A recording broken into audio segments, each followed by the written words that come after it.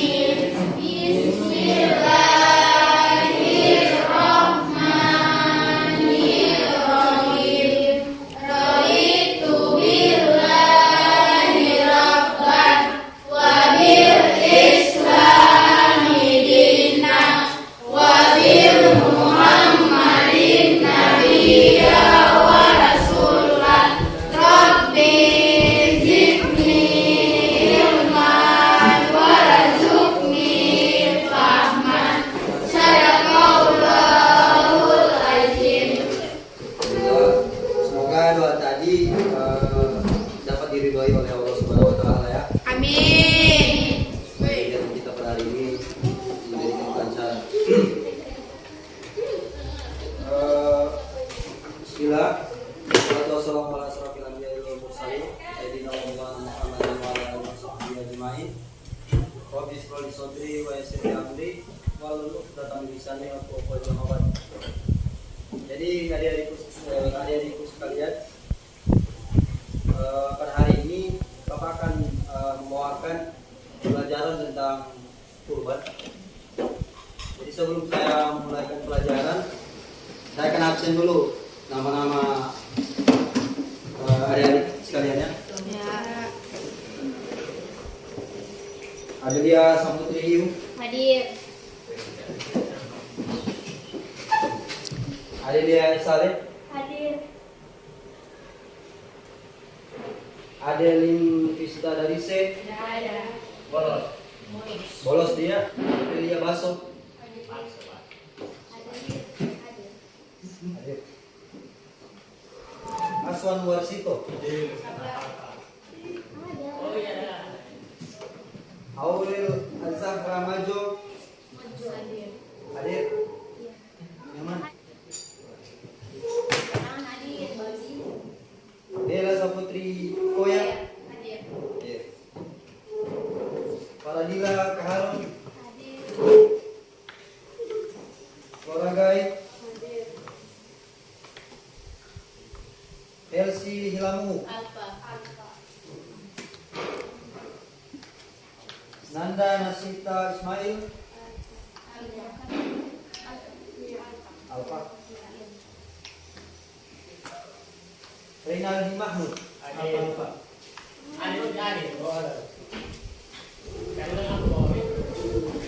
Ivalden Nama Muhammad.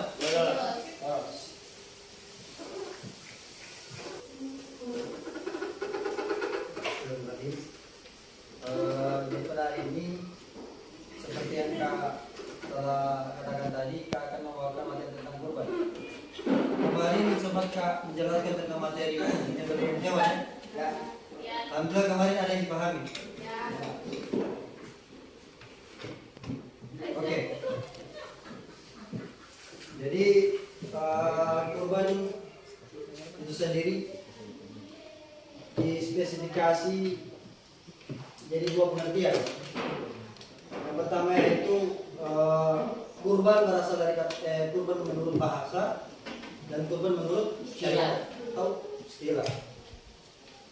kurban menurut bahasa itu berasal dari dari bahasa Arab, itu kata korim atau yakrobu. Yakrobu artinya dekat. Tapi kalau misalnya kan lebih dalam, itu kata dekat itu artinya adalah apa? Mendekatkan diri kita dengan Allah Subhanahu wa Ta'ala. Kemudian menurut istilah atau syariat, kurban itu adalah menyembelih hewan ternak yang memiliki syarat tertentu yang dilakukan pada hari raya Idul Adha atau hari raya Id, hari raya kurban, dan hari tasyrik. Tahu? Siapa yang tahu tentang hari tasyrik? Hari tasyrik itu hari makan sesuatu atau makan daging, begitu. Hari tasyrik itu tepatnya itu pada tanggal 11, 12, dan 13 Zulhijjah. Jadi kalau Idul Adha itu tanggal berapa Zulhijjah? Tanggal 10. Tanggal 10 Zulhijjah itu hari raya Idul Adha. Nah, di hari tasyrik itu di tanggal 11, 12, dan 13. Nah, ini kemudian Allah Subhanahu wa Ta'ala mencantumkan ayat tentang hari kurban itu di surat Al-Kautsar, surah 108 ayat 1 sampai 3. Yang bunyinya, siapa yang bisa baca ini? Al-Kautsar. Tiap hari terang Kausar. hafal terus ayat ini. Ini apa ini? Siapa yang bisa apa? Kausar. Ada? Ini apa ini? Coba baca, cuma baca saja. Sebesar suara. Inna antaina kal kausar. Salli rabbika wanhar. Inna sa'yaka wal abtar. Oke, baik. So, hafal semua ya. Itu harus dihafal karena ayat tersebut itu berkaitan dengan hari raya Idul Adha atau hari raya kurban. Yang artinya, sungguh kami telah memberimu Muhammad, Nabi Muhammad maksudnya, nikmat yang banyak, maka laksanakan sholat karena Tuhanmu dan berkurbanlah sebagai ibadah dan mendekatkan diri kepada Allah Subhanahu wa Ta'ala. Sungguh orang-orang yang membenci dialah yang terputus dari rahmat Allah. Nah, ada kata mendekatkan diri kepada Allah. Nah, itu seperti pengertian dari kurban itu sendiri. Orang ingin mendekatkan diri kepada Allah Subhanahu wa Ta'ala dengan cara berkurban. Nah, itu kurban artinya itu dekat atau mendekatkan diri kepada Allah Subhanahu wa Ta'ala. Kalau menurut istilah itu menyembelih hewan pada tanggal 10 Zulhijjah itu sampai tanggal 13 untuk semata-mata untuk mendekatkan diri kepada Allah Subhanahu wa Ta'ala. Itu dua pengertian yang berbeda, tapi ia punya makna yang sama, begitu. Terlepas tentang pengertian ini. Ya. Terlanjut lah. Ya.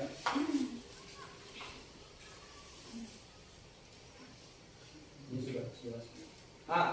Hukum kurban. Hukum berkurban. Berkurban itu hukumnya sunnah muakkad. Siapa yang tahu apa itu sunnah muakkad?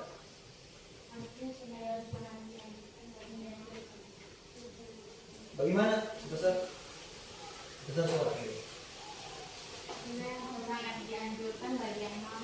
Sangat dianjurkan bagi yang mampu.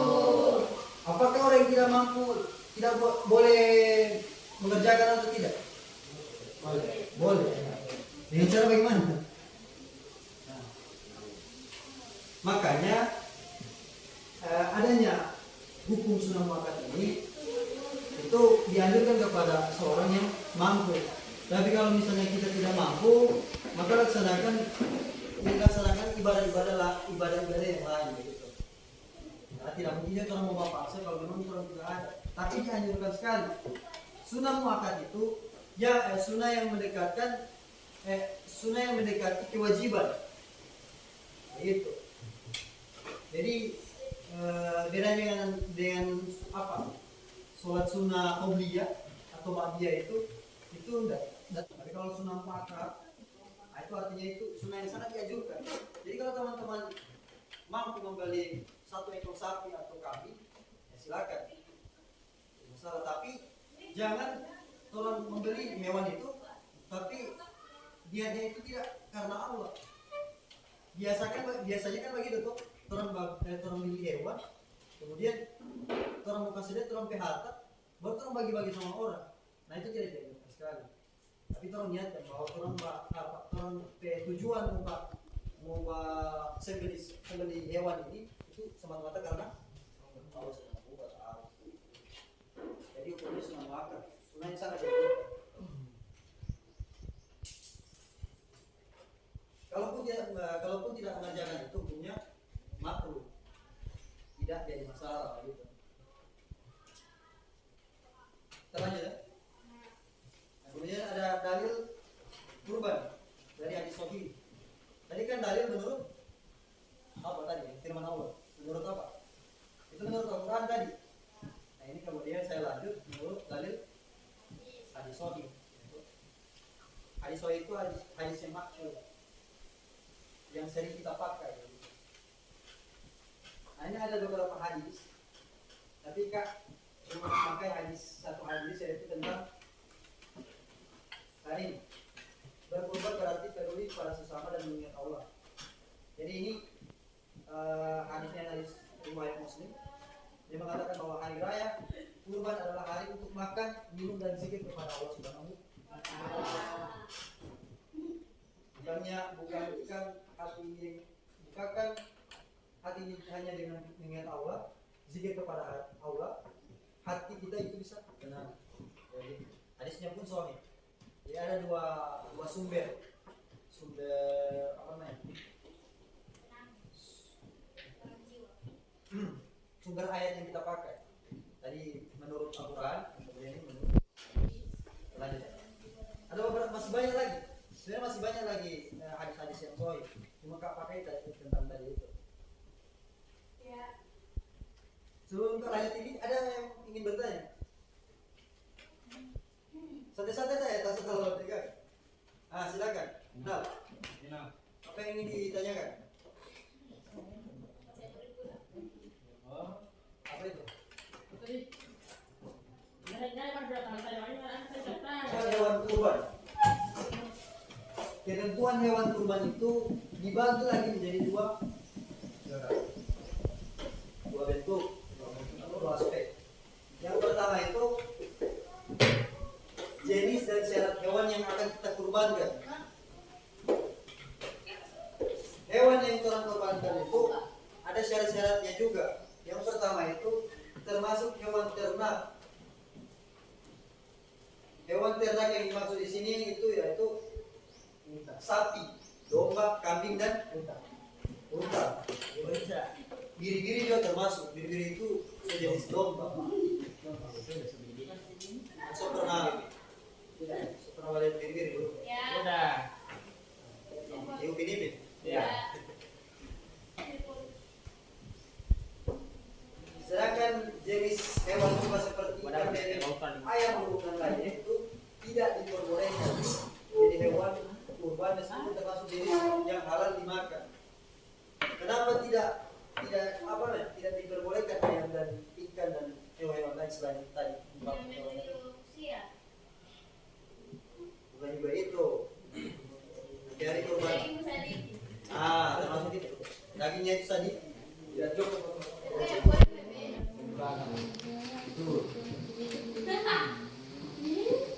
Kemudian yang kedua yaitu memenuhi usia minimal. Usia minimal itu usia yang apa ya? Usia hewan yang bisa kita kurbankan. Misalnya di Arab sana biasa orang membeli hewan unta. Unta itu kalau lihat lagi dia punya umur. Kalau masih 4 tahun, masih 3 tahun, masih basuh susu, jangan dulu potong. Begitu.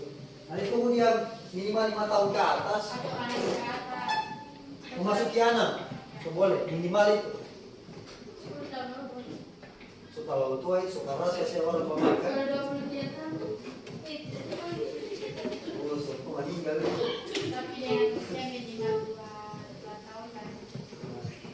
Kalau unta itu, kalau sapi dia minimal 2 tahun memasuki 3 tahun. Begitu lagi kalau misalnya papa sama potong, toh pernah melihat kemarin ini sapi masih kecil sekali begini, belum begini. Tuh papa sama potong, bagaimana sampai tindakan? Kasih bahan dulu atau kasih cukup DP umur? Cukup dulu umurnya. Boleh juga kalau gitu. Piara, nanti tuh DP anak tumbuh sampai 15 tahun, ada upah. Boleh juga gitu. Kemudian domba.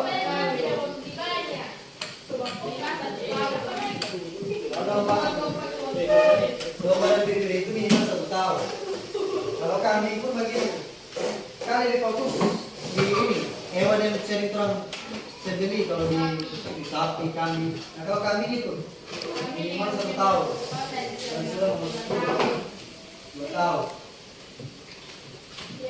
Sudah dipahami? Bagian ketiga hewan cacat. Hewan ternak dikorbankan juga harus dalam kondisi sehat dan sempurna.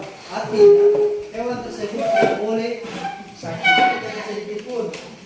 Jika hewan pun memiliki kriteria kecacatan tertentu maka ini tidak sah. Misalnya cacat,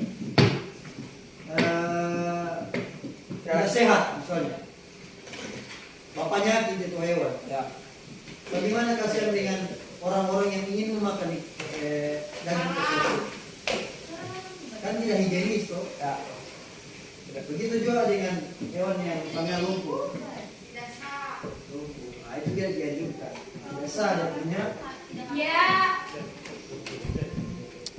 Kemudian lanjut. Waktu penyembelihan hewan kurban.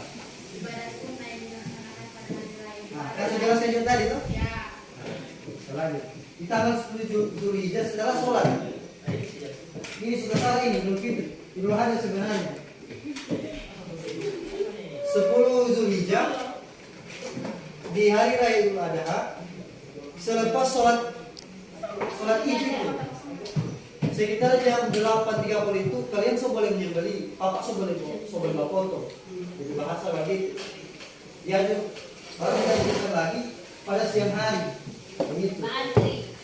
Jam 8.30 ke atas boleh, tapi jangan sore malam begitu. Boleh tapi itu terlalu dianjurkan, lebih bagus setelah sholat itu. Baru orang puas mau bakar daging.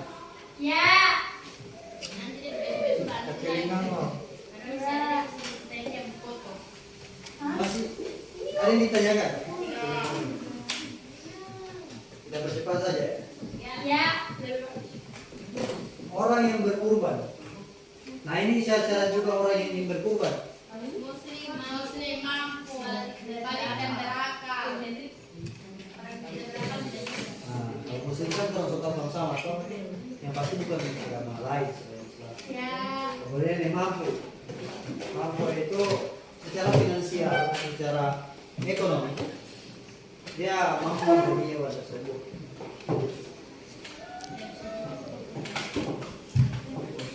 Atau dirinya itu sudah menyelesaikan kewajiban menafkahi keluarganya.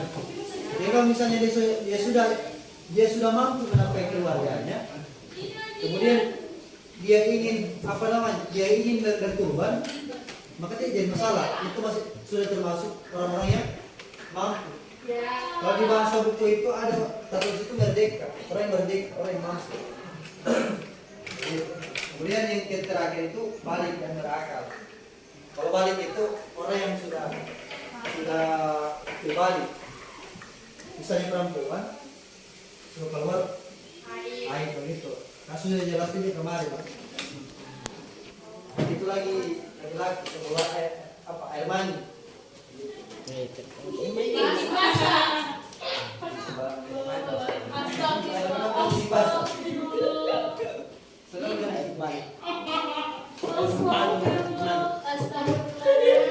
Dari itu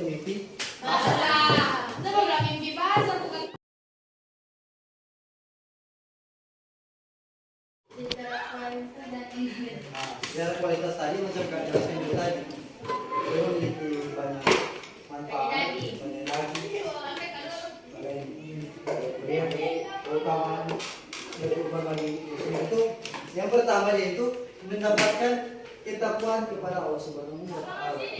Jadi ketika kalau misalnya dia setelah berkurban, kemudian dia tidak merasakan apapun, dia merasakan dekat sama Allah gitu.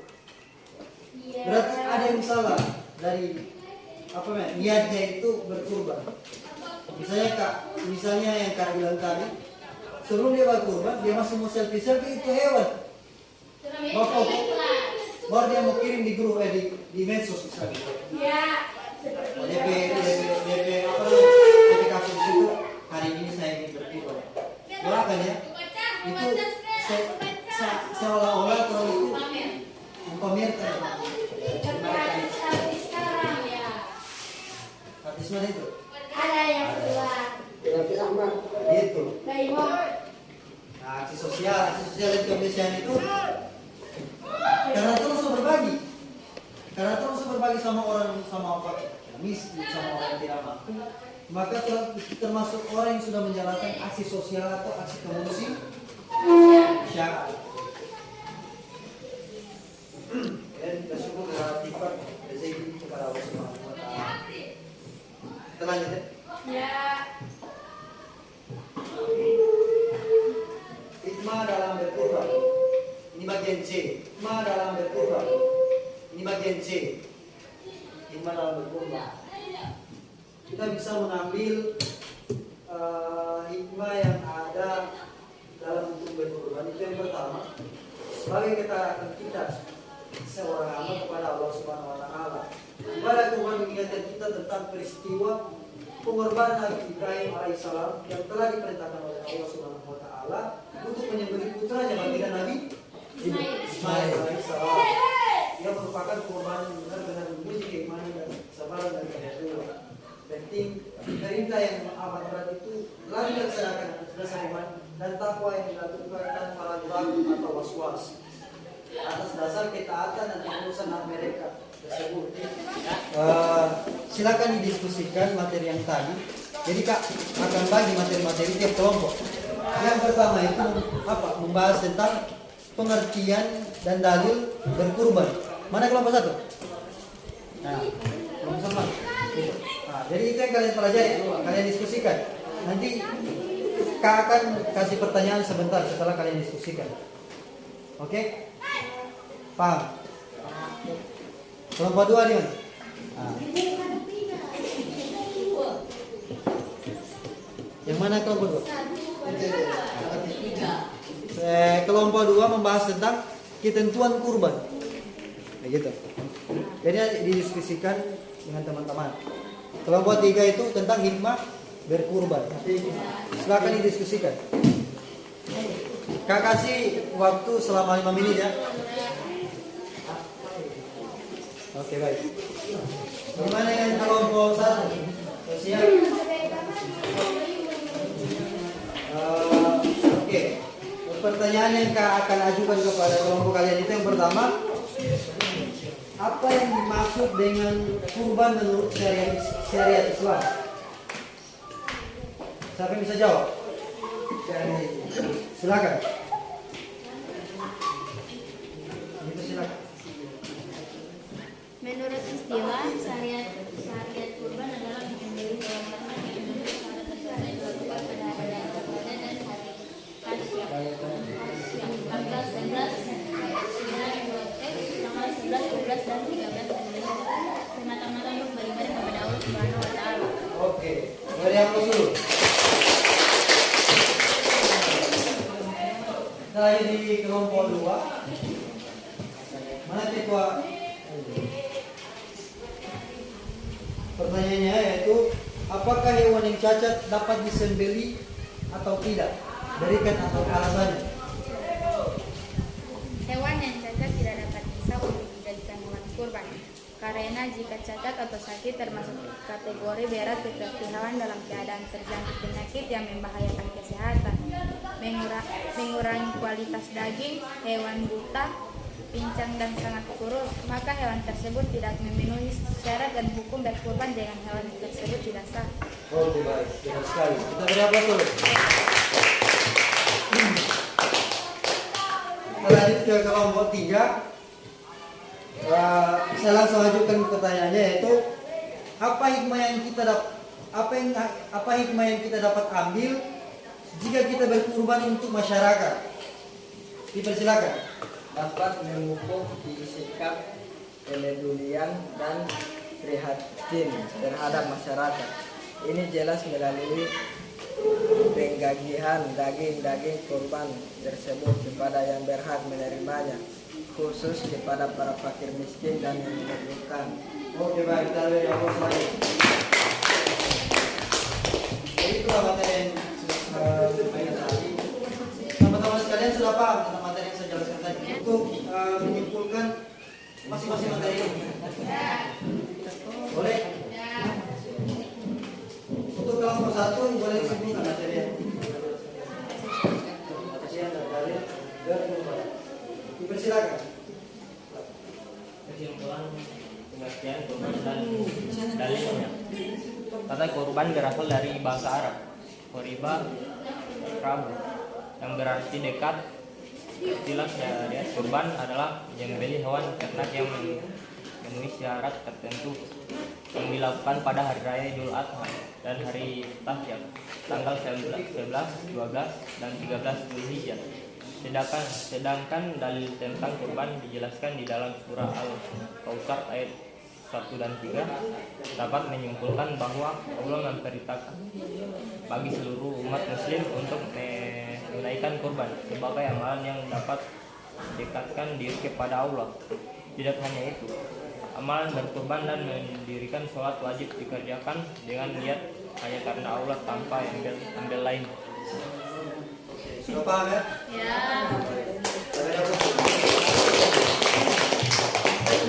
Kelompok 2 materinya tentang ketentuan berkurban. Saya persilakan kepada siapa yang wakil? Silakan. Dapat disimpulkan bahwa ketentuan kurban itu terbagi menjadi dua, yaitu satu, hewan yang akan dikurbankan ciri-cirinya antara lain termasuk hewan ternak usia minimal hewan kurban, tidak boleh cacat waktu menyembelih hewan kurban. Dua, orang yang berkurban ciri-cirinya antara lain muslim, walid, dan berat. Oke, baik. Kita lanjut di kelompok 3, silakan disimpulkan materinya. Dapat disimpulkan bahwa hikmah yang dapat kita petik dan berkurban adalah: satu, sebagai tanda ketaatan kita kepada Allah Subhanahu wa Ta'ala; dua, memupuk sikap kepedulian dan prihatin terhadap masyarakat; tiga, mengambil pelajaran pada peristiwa pengorbanan Nabi Ibrahim dan Nabi Ismail alaihissalam, dapat mengasuh dan mendidik diri untuk bersikap sabar terhadap ujian yang diberikan oleh Allah Subhanahu wa Ta'ala dalam kehidupan. Keempat, dapat mengunci sifat tamak dan mewujudkan sifat murah hati untuk menjalankan harta ke jalan Allah Subhanahu wa Ta'ala. Ibadah kelima, ibadah korban harus melahirkan tanda kesyukuran kepada Allah Subhanahu wa Ta'ala terhadap nikmat rezeki yang telah dikaruniakan. Oke, baik. Dari Allah SWT. Anda sudah paham ya? Ya. Yang tidak ada lagi yang dipertanyakan. Mungkin hanya itu yang Bapak bisa sampaikan.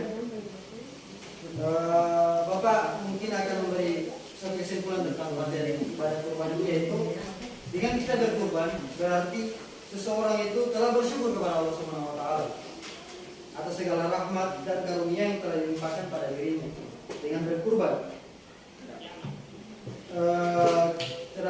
Berarti seseorang telah berbakti kepada orang lain dan tolong kita dapat memupuk rasa tolong menolong, mengasihi, dan rasa solidaritas dan toleransi memang dianjurkan, yang memang sudah dianjurkan kepada kita sebagai umat Islam Muslim. Oke, baik. Mungkin hanya itu yang dapat saya sampaikan. Lebih dan kurangnya saya mohon maaf. Assalamualaikum warahmatullahi wabarakatuh. Waalaikumsalam.